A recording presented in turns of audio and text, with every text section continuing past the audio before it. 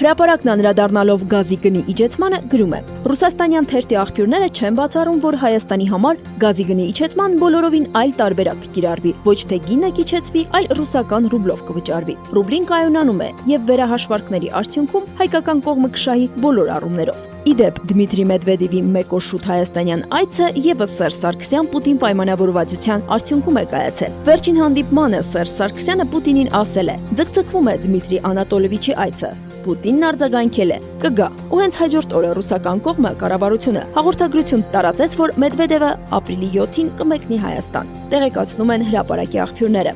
Իդեպ հայկական կողմը փոքրինչ տարակուսանքով է վերաբերվում ռուբլով վճարման հնարավորությանը։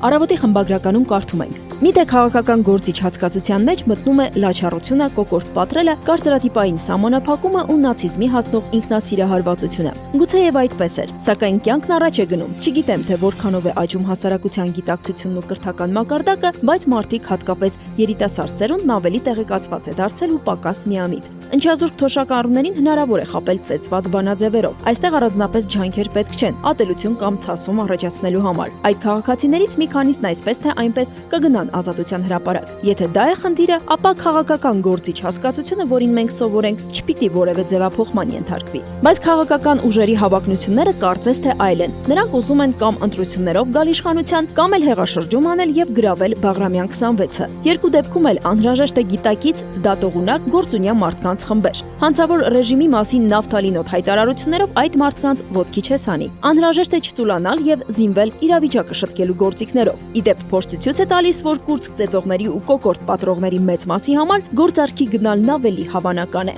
Եզրափակում է Առավոտի խմբագիրը։ Ժամանակ օրաթերթը անդրադառնալով ՀԿ-ի պալիչ շկոլայի թեմային փորձել է ՀԿ-ական կարկառուն դեմքերից պարզել իրենց կարծիքները։ ՀԿ-ի քաղաքական դպրոցի հիմնելու որոշման վերաբերյալ ժամանակի հարցին ՀԿ քաղխորհրդի անդամ Աշոտ Աղաբաբյանը երեկ հայտարարել է, թե Անդրանիկ Մարգարյանը, թե Աշոտ Նավասարդյանը դեմ կլինեին նման դպրոցի ստեղծմանը։ Ընդհանրապես դա անթույլատրելի է, անգամ երիտհանրապետականներին սազական չէ, գրում է թերթը։